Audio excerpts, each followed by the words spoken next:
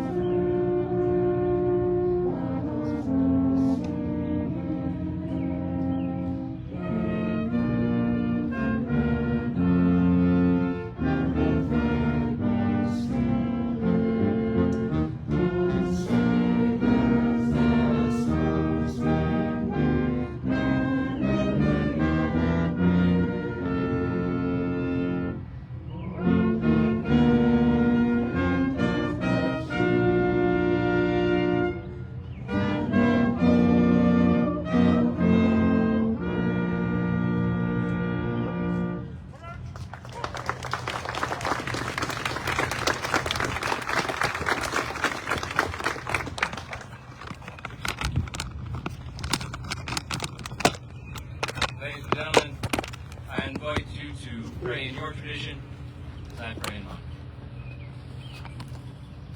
Mighty Commander of all the angel armies, our sons and daughters, the pride of our nation, continue to set upon mighty endeavors, struggle to preserve our republic, our religions, our civilization, and to set free suffering humanity across the globe. Lead them straight and true, and give strength to their arms, stoutness to their hearts, and steadfastness in their faith. Enable each one of us here to remember the sacrifices of those who have gone before us with dignity, pride, and inspiration for a brighter tomorrow. And may these who have sacrificed all rest in peace and within your outstretched arms of love. In your incredible name. Amen. Amen. Everywhere, march with you. Soldiers, sailors, and airmen of the Allied Expeditionary Force, you are about to embark upon the great crusade toward which we have striven these many months. The eyes of the world are upon you. The hopes and prayers of liberty-loving people everywhere march with you. In company with our brave allies and brothers in arms on other fronts, you will bring about the destruction of the German war machine, the elimination of Nazi tyranny over the oppressed peoples of Europe, and security for ourselves in a free world. Your task will not be an easy one. Your enemy is well-trained, well-equipped, and battle-hardened. He will fight savagely. But this is the year 1944. Much has happened since the Nazi triumphs of 1940-41. The United Nations have inflicted upon the Germans great defeats in open battle, man to man. Our air offensive has seriously reduced their strength in the air and their capacity to wage war on the ground. Our home fronts have given us an overwhelming superiority in weapons and munitions of war, and placed at our disposal great reserves of trained fighting men. The tide has turned. The free men of the world are marching together to victory. I have full confidence in your courage, devotion to duty, and skill in battle. We will accept nothing less than full victory. Good luck, and let us all beseech the blessing of Almighty God upon this great and noble undertaking.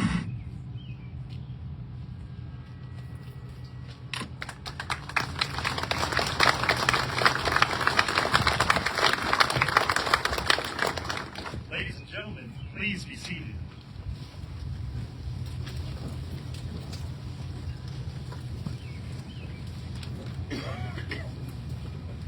morning, everyone. I'm Dr. Jim Ginther, and I'm the supervisory archivist for the Dwight David Eisenhower Presidential Library, Museum, and Boyhood Home. Many of you know what we just heard is General Eisenhower's reading of the Order of the Day. This document, along with the draft showing his edits in his own handwriting, are preserved in our library archive. These primary sources are key to understanding the magnitude of this global war and sharing this history with future generations. If I were asked to select one single document that sums up the character of Dwight David Eisenhower, it would likely be what we refer to as the in case of failure message. This note was quickly penned by the general just hours before he met with troops preparing for the next day's invasion in Normandy. It simply states, our landings in the Cherbourg Harbor area have failed to gain a satisfactory foothold, and I have withdrawn the troops. My decision to attack at this time and place was based upon the best information available. The troops, the air, the Navy did all that bravery and devotion to duty could do. If any blame or fault attaches to the attempt, it is mine alone. Thankfully, General Eisenhower never had to issue this statement, but it shows how uncertain the outcome of D-Day was at the time and the depth of Ike's character to assume full responsibility for any failure. Operation Overlord was, in fact, a key turning point in the war. General Eisenhower was awarded the United Kingdom's Order of Merit in June 1945 in recognition of the Allied victory in Europe. He remarked that during that ceremony that he came from the very heart of America. And so today, on behalf of the National Archives and Records Administration, I would like to officially welcome all of you to our beautiful campus here at the Eisenhower Presidential Library, located in Ike's hometown of Abilene, Kansas, the very heart of America.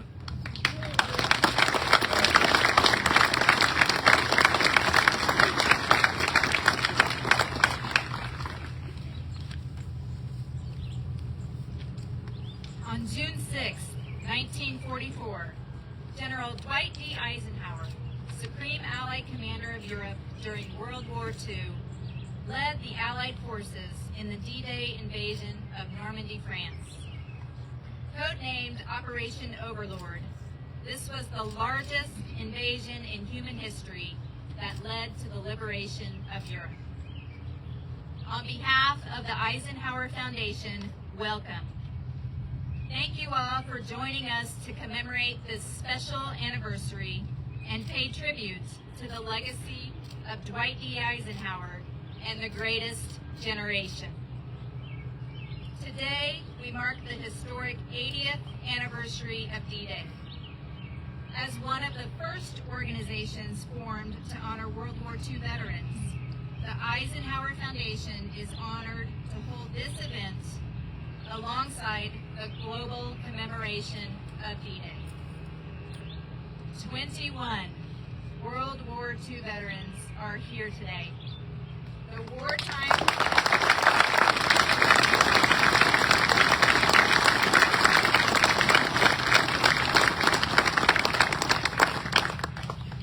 wartime contributions of these guests of honor, along with countless others who cannot be with us today, helped the United States and our allies defeat the Axis forces, putting an end to the deadliest conflict the world has ever witnessed. We mark this anniversary by laying this wreath here, as well as sites across the globe that share the connection to General Eisenhower's legacy. Today, wreaths are also placed at the Normandy American Cemetery, Utah Beach American Memorial, and Point Hawk Ranger Monument in Normandy, France, the World War II Memorial and the Eisenhower Memorial in Washington, D.C., and the birthplace of General Eisenhower in Denison, Texas. These wreaths are laid to remember and honor World War II veterans, as we join the globe in commemorating this anniversary. Now, I would like to introduce the Honorable Laura Kelly, Governor of Kansas. Governor Kelly grew up in a career military family where she learned the importance of service, integrity, and accountability. She has made it her life's work to fight for children and families after putting Kansas back on track and ending her first term with the largest budget surplus in history. Governor Kelly was re-elected and sworn in for a second term. Governor Kelly is a bipartisan leader who, in her first term, fully funded schools, improved infrastructure, and broke records for business investment and job creation. As a result, our entire state has prospered. For her second term, Governor Kelly has set a North Star to make Kansas the best place in the country to raise a family. Please help me welcome Governor Kelly to the podium.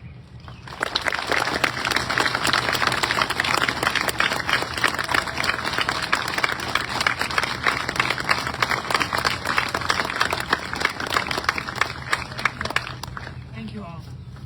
Thank you, Meredith, for the introduction and for your leadership here at the Eisenhower Foundation. So to anyone who has come from out of state, welcome to Kansas. I'm delighted to join you here in Abilene to commemorate the 80th anniversary of the D-Day invasion and to pay tribute to those who bravely fought in World War II. Some of you are here with us today. My father fought in World War II and later in the Korean conflict. Now, growing up as the daughter of a career Army officer and spending my childhood on Army posts all over the United States, in Germany, and in Japan, instilled in me a deep respect and admiration for the men and women of our military from a very early age.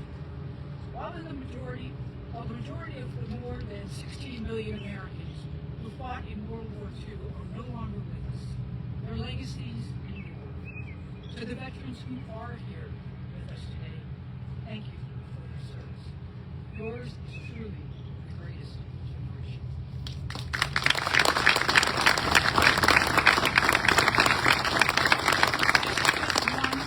This is just one of several events taking place around the world to mark such a momentous day in global history. However, it is particularly meaningful to observe it here at the Presidential Library and final resting place of Dwight D. Eisenhower in Abilene, the town of Europe. From the battlefields of Europe to the Oval Office, General Eisenhower consistently demonstrated strong, principled leadership and collaboration in the face of crisis and diversity. As Kansans, we will always be proud to claim him as one of our own. During World War II, General Eisenhower's vision and determination played a critical role in the success of the Normandy invasion and other pivotal campaigns that resulted in the eventual Allied victory. After he was elected president, Eisenhower's achievements included laying the groundwork for advancement in space exploration, improving travel throughout the United States with the creation of the interstate highway system, and importantly, ending trade conflicts.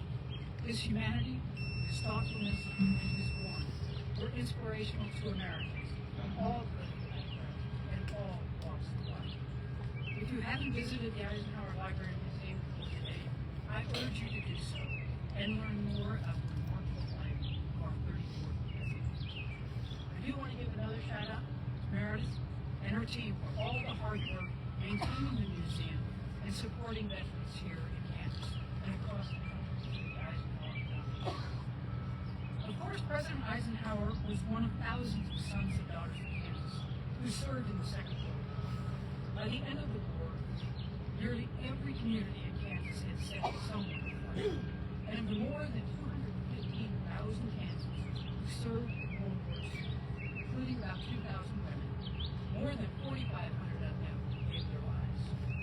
It's an honor to be part of this commemoration today, to offer respect and gratitude to all of those who served, remember their sacrifices, and ensure that they are never forgotten. Thank you.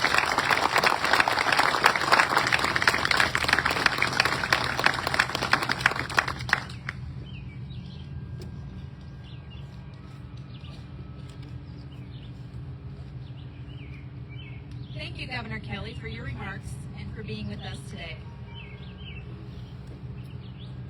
On June 6, 1944, the 1st Infantry Division stormed the beaches of Normandy, securing the beachhead that became known as Bloody Omaha.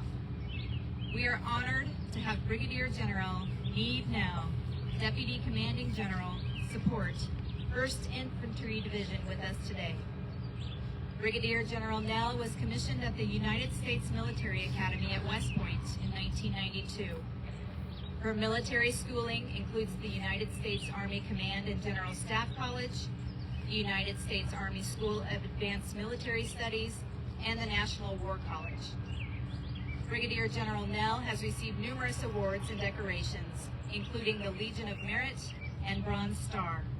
Join me in welcoming Brigadier General Nell to the podium.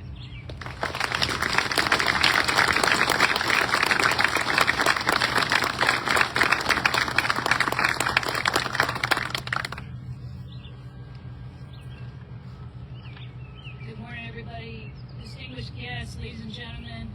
I'm so glad we got a beautiful day. We started with rain at Fort Riley, and it didn't make its way west, so it's just beautiful out today. So, on behalf of General Meyer, who's the commanding general, 1st Infantry Division, he's at Normandy today. So he thinks it's so important for professional development that he brings our brigade commanders to Normandy to talk to them about what the 1st Infantry Division did there.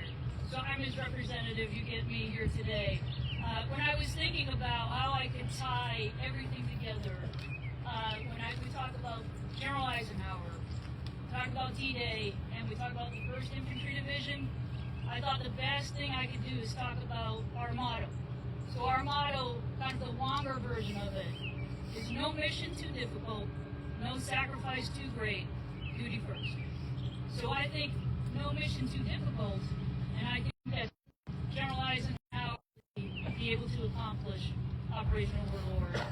And for all of us that are used to computers and email and all of the things like FaceTime that you can do for communication now, that was not available then. It almost seems insurmountable to think about what he was able to do to put together the personnel, the logistics, the readiness, the training that went into Operation Overlord. When I think of no mission too difficult, I think of General Eisenhower. When I think of no sacrifice too great, I think of D-Day.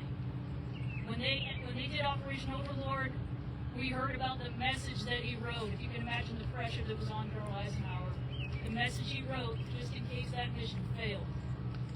But the people that did storm that beach on D-Day, there was about 4,000 American casualties, the bravery to get off of those landing craft and onto the beaches, and about 10,000 overall Allied casualties. It was a significant day. Of course, we were successful, but it was at a cost. So that's no sacrifice too great. So no mission too difficult, General Eisenhower. No sacrifice too great, all of the units landing on D-Day. And then duty first. When I think of duty first, I think of all the people that served. When I think of 1st Infantry Division, I think we had the east part of Omaha Beach, 300 yards to make it to where there was some cliffs that you could get some cover. But that was a long 300 yards. And there was an enormous amount of bravery and sacrifice that took place with the duty first. I just want to highlight one person from the 1st Infantry Division and his actions on those days. I think it's important for people to realize what duty first means. So this one person is John Pinder, and he was awarded the Medal of Honor for his actions. Now his sacrifice, we have over 100 people from the 1st Infantry Division that have been awarded the Medal of Honor, but his was specifically for D-Day. He was in the 16th Infantry Regiment, which was one of the 3 regiments that stormed Omaha Beach under 1st Infantry Division.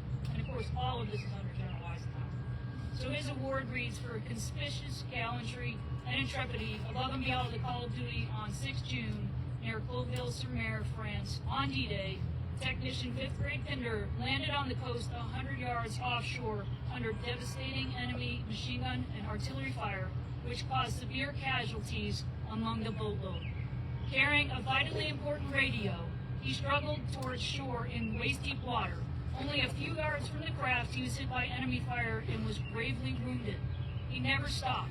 He made ashore and delivered the radio, refusing to take cover or to accept medical attention for his wounds. He, though terribly weakened by loss of blood and in fierce pain on 3 occasions, went into the fire-swept surf to salvage communication equipment. He recovered many vital parts and equipment, including another workable radio.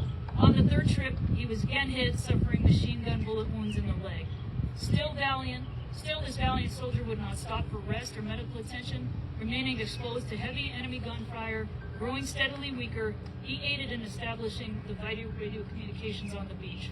While so engaged, this dauntless soldier was hit for the 3rd time and killed. The indomitable courage and personal bravery of Technician 5th Grade Pinder was a magnificent inspiration to the men with whom he served. I just think he's the epitome of what we see as that sacrifice and of duty first. So no mission too difficult, General Eisenhower. No sacrifice too great, D-Day, duty first.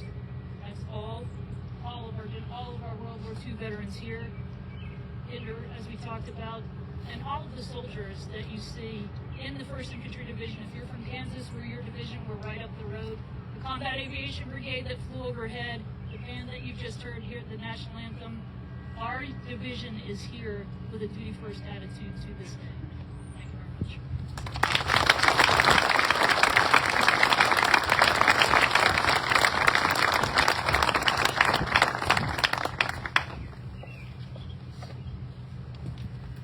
Thank you, Brigadier General Nell. We appreciate that you are with us today, and we're grateful for your service and the service of all our men and women of the 1st and 5th Grade Divisions. Next, I'd like to introduce Major General Paul Stanton, Commanding General, U.S. Army Cyber Center of Excellence in Fort Eisenhower in Georgia. Major General Stanton graduated from the U.S. Military Academy at West Point in 1995 and was commissioned into the infantry. He transitioned into the cyber branch in 2015. His military education includes the U.S. Army Command and General Staff College and Senior Service College Fellowship. Please join me in welcoming Major General Stanton to the podium.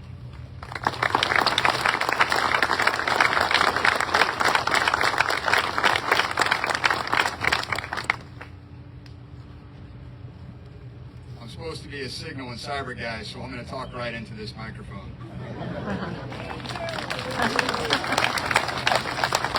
I do actually have a script, so I'll try to follow it so that I stay on time. But as I stayed in a hotel just on the outskirts of Abilene, my first visit to Abilene, Kansas today, there were a handful of our World War II veterans that were in the hotel alongside me.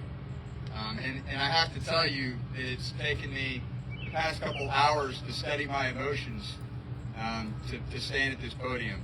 So I stand here with immense pride and immense reverence for your dedication and your service and for your setting the conditions for our future.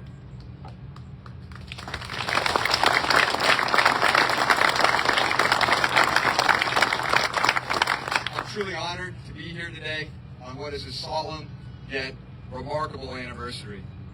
Thank you to the Eisenhower Foundation for inviting me to be here. I noted that the Eisenhower Foundation's mission states, quote, to honor and champion the relevance today of the life and leadership of Dwight D. Eisenhower. Ladies and gentlemen, that's my responsibility. It is my responsibility as the commander of the Cyber Center of Excellence in Fort Eisenhower to tie our past, your successes, your champion of freedom, to our future. As I said during our renaming ceremony last October, on Fort Eisenhower, we cultivate leaders who must embody the qualities of courage, integrity, and selflessness that General Eisenhower exemplified throughout his career, because our actions, like his, have wide-reaching and global impact. Fort Eisenhower is a cyber power projection platform where our soldiers learn and execute operations in and through the cyberspace warfighting domain, achieving national and strategic objectives and defending our critical infrastructure every minute of every day. We must have the vision to see the art of the possible, the resolve to set the conditions for operations, and decisiveness and execution. Those are our current responsibilities. Yet vision, resolve, and decisiveness effectively summarize the characteristics that General Eisenhower masterfully coordinated in the world's most significant and history-altering joint, allied, and combined arms operation ever executed.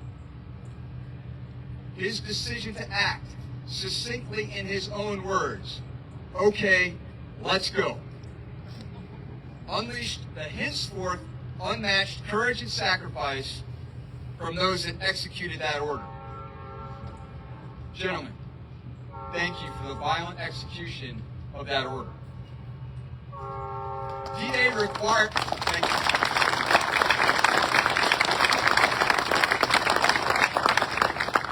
D-Day required vision and resolve. Operation Overlord was literally years in the making. Alongside our senior Army leaders, General Eisenhower developed the vision and strongly advocated for a cross-channel invasion of Europe as early as 1942. But political pressures delayed action. We had to keep Russia in the war. We had to sustain operations in the Pacific. We didn't have enough watercraft. And candidly, our Army was at that point yet untested in combat.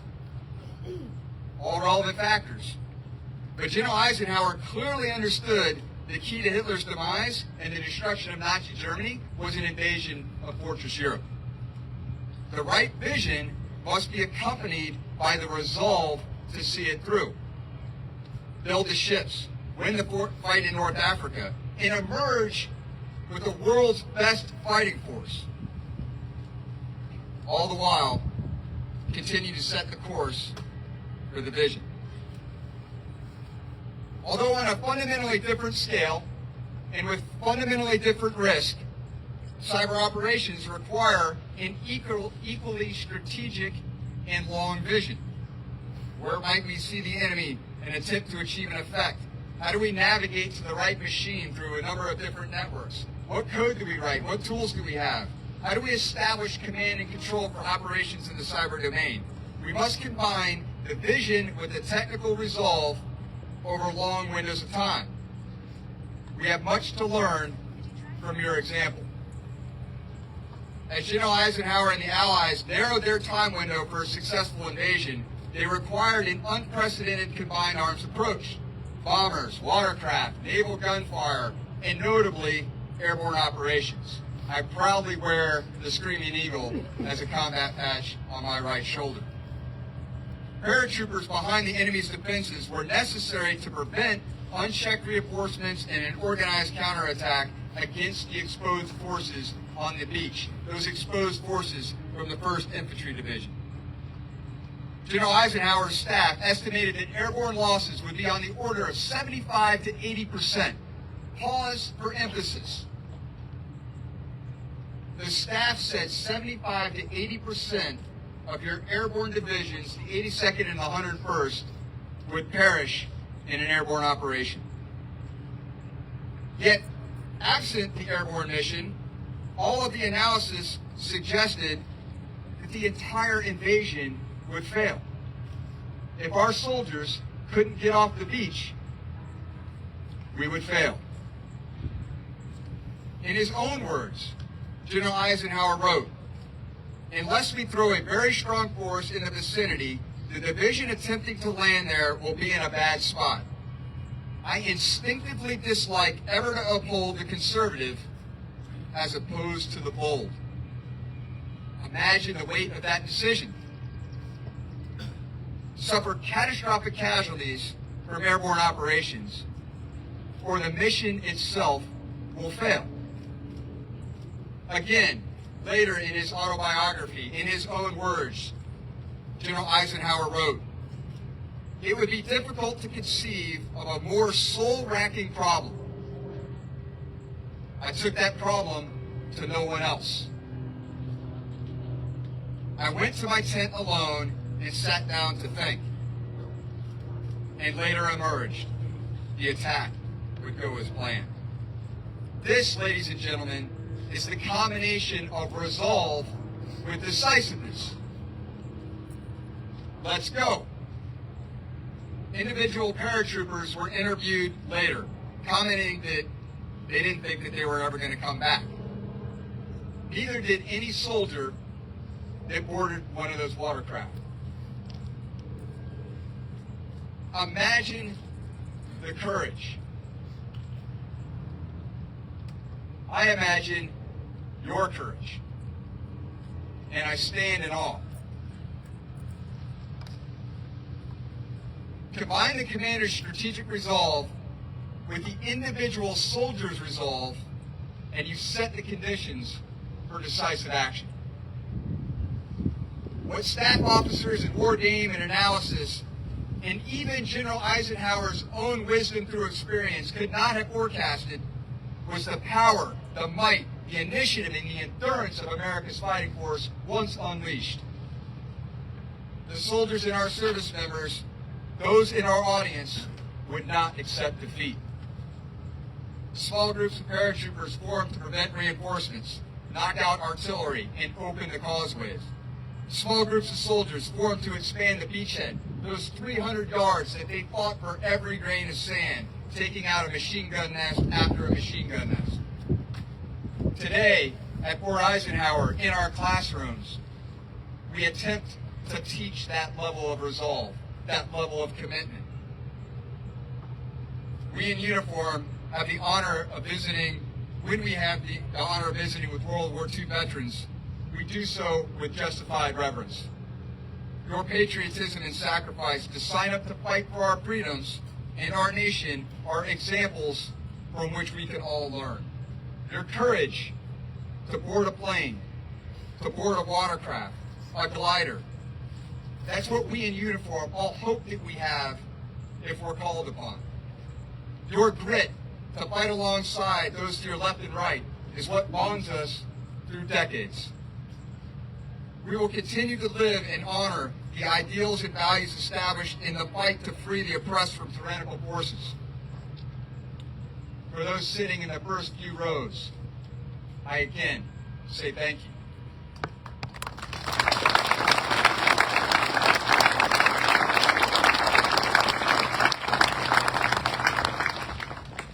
To Mary Jean Eisenhower and the Eisenhower Foundation, thank you for joining us in Georgia in October of last year and establishing a relationship that ties what is now Fort Eisenhower to Abilene, Kansas, and to the Eisenhower Presidential Library and to the Eisenhower Foundation. Thank you for offering me this opportunity, which is a career highlight. As General Eisenhower said, quote, "History does not long entrust the care of freedom to the weak or timid." We must harness the vision, the resolve, and the decisiveness to continue our pursuit of a more perfect union. Thank you. This will defend, and God bless America.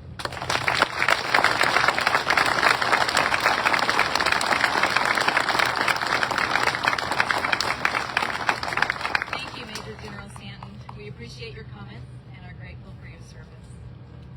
Joining us today is the Honorable Jerry Moran, Senator for Kansas. Senator Moran is the ranking member of the Senate Committee on Veterans Affairs and has worked tirelessly to serve our nation's veterans. At this time, I would like to invite Senator Moran to the podium to provide a few remarks about what this day means to Florida.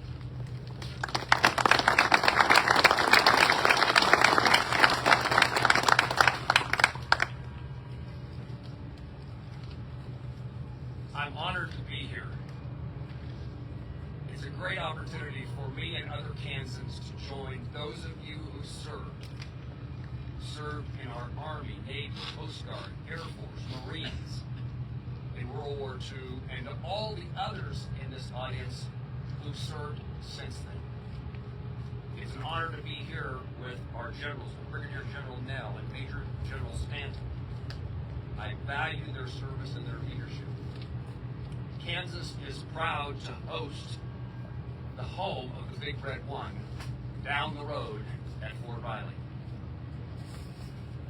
The Eisenhower family, it's always good to be with them and their love for their grandfather, for their great-grandfather, to remind us about the humanity of the man who is represented in the statue behind us.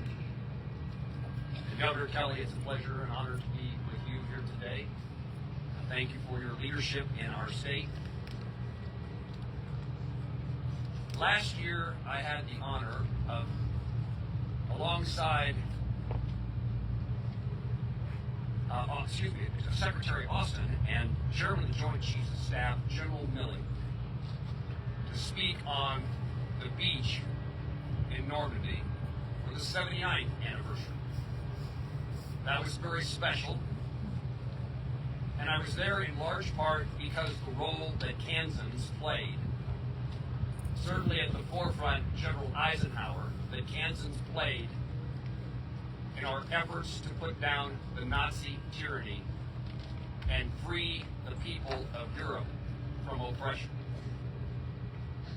I was also there to represent Kansas in the sense of Fort Riley, the 1st Division called to Europe during World War II, the division that landed on Omaha Beach.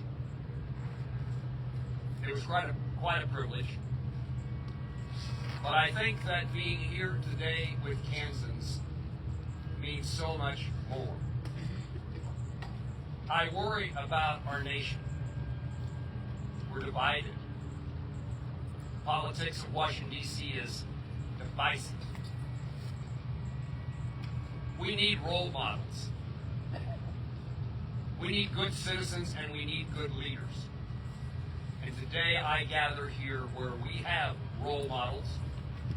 We have good citizens who honor those role models and believe in their responsibilities to the United States of America. And then we have the leader that we can model.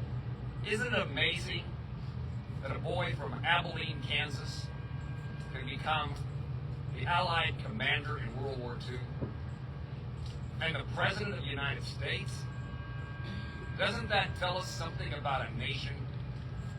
Something we call the American dream, where opportunities abound for our citizens. D-Day was a day we should always remember. Those who served in every war and every capacity are those we should honor and esteem every day and on occasions like this. And President Eisenhower stands as a model for political and executive leadership in our country today. We need leaders and we need citizens. We need patriotism and love of country. One can get discouraged, as I said. I sometimes worry about our future. But I don't think anyone who is here today, if they think about it, that we should have anything but hope and optimism for the days to come. For ourselves, for our kids, and for our grandchildren. I'm pleased to be here, and perhaps it's the only reason I was invited. But I was successful, Meredith, in finding the appropriations dollars for the Presidential Library and Boyhood Home. And I'm pleased to announce that the appropriation bill that passed and was signed into law a month ago includes the appropriation for this library, Presidential Center, and Boyhood Home in the amount of $17.5 million additional dollars for restoration, renovation, and new exhibits. Congratulations.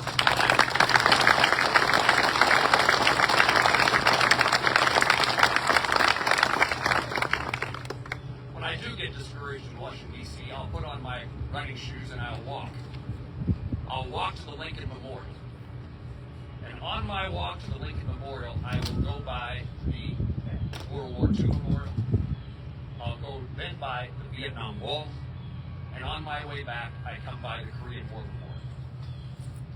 I am reminded in every visit to those monuments and memorials that no one served or sacrificed for the purpose of Republicans or Democrats.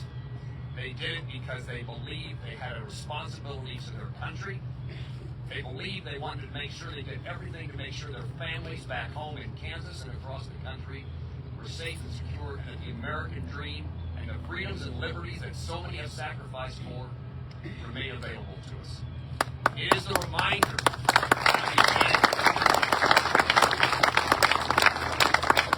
I indicated to the folks I was seated by that I usually have in conclusion, but I have more than one in conclusion.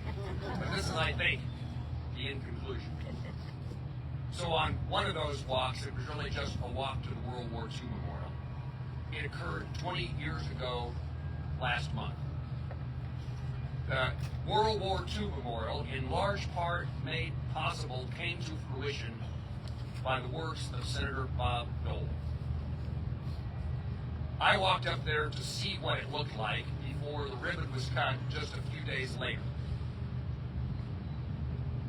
I found the Kansas column, as we do every time an honor flight comes to the nation's capital. And there, that column of Kansas. I stepped away and I had my flip phone. This is 2004. I had my flip phone and I called my dad back home in Plainville, Kansas. I was fortunate. I got the answering machine. So I could say comfortably what I wanted to say to my dad.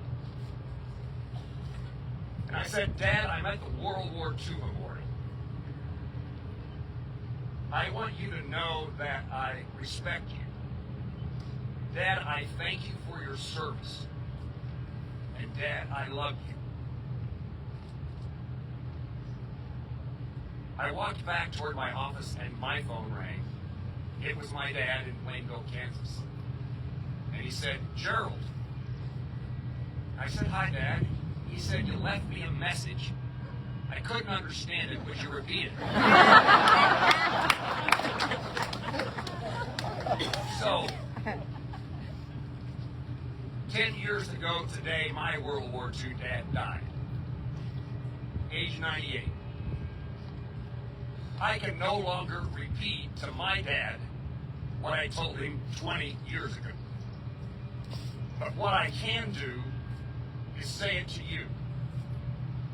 I want you to know, me personally, my family, but the people here gathered here and across Kansas and across the country.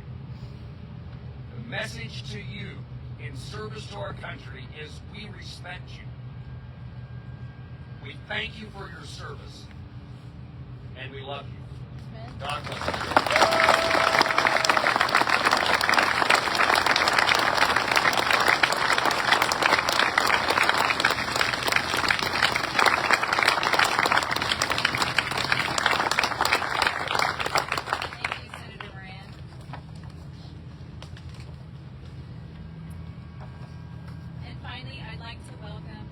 Eisenhower Foundation board member and retired Lieutenant General Mike Dodson to honor World War II soldiers who are with us today and remember those who are not.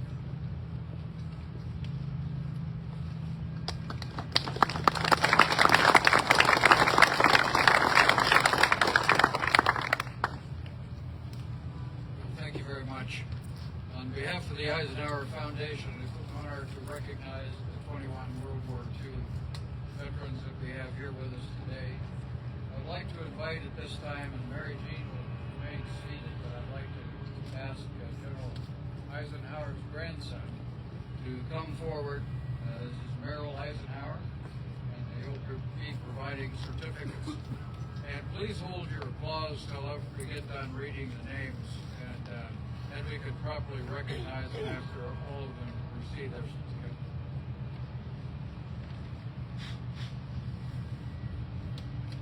So first, Edward Arzinger.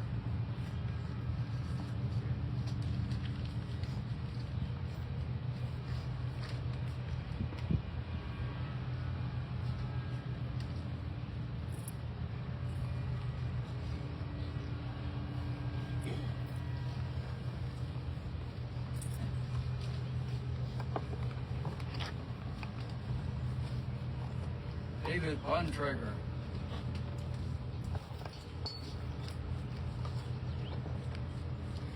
Josephine Cahill.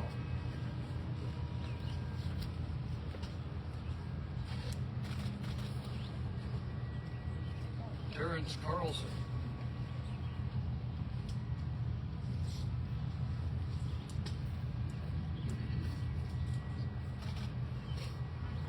Melvin Doan.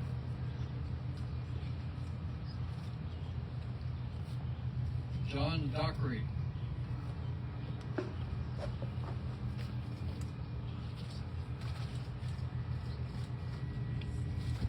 Clyde Grisham.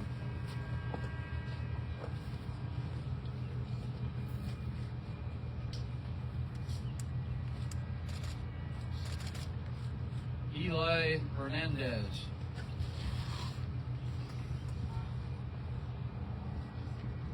Kenneth Johnson.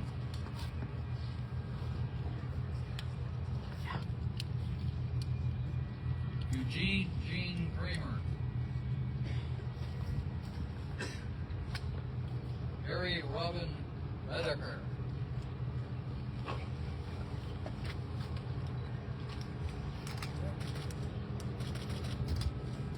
Carl Mills.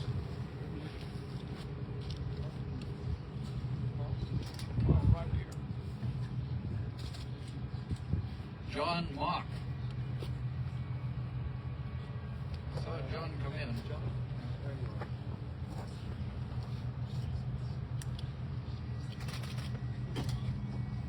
George Norton.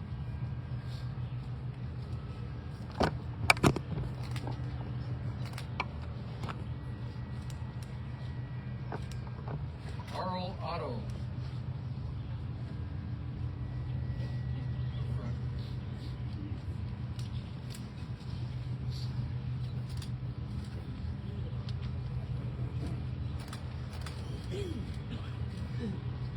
C. Dean Dressel.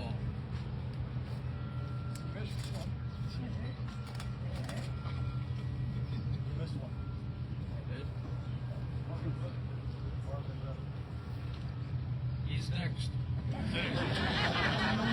Marvin Redeker.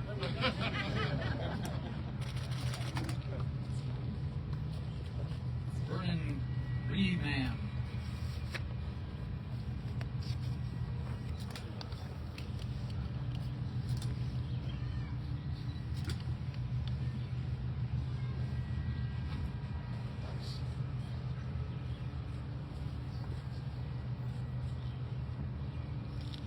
William Bill Robinson.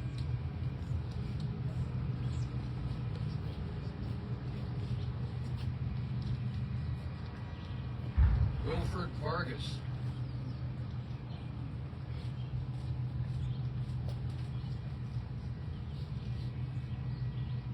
Paul Yabara.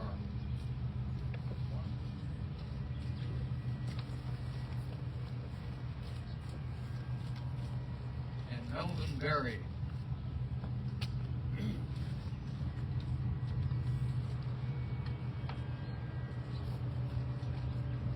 Let's have a round of applause for these.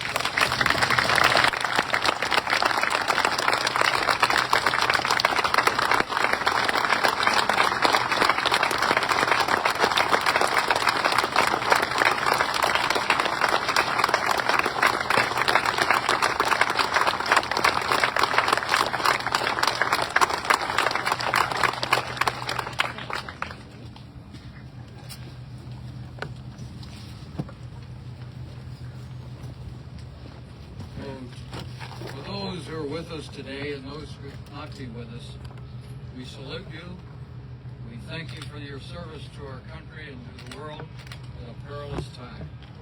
Because of your bravery, the deadliest conflict in human history was won. Thank you again. We will now have the salute. And we'd ask, like to be seated.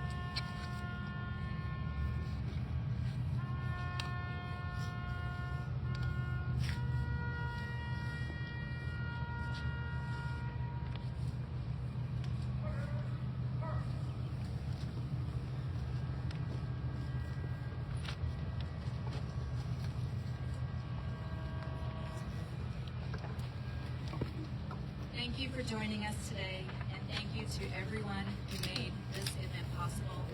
Godspeed.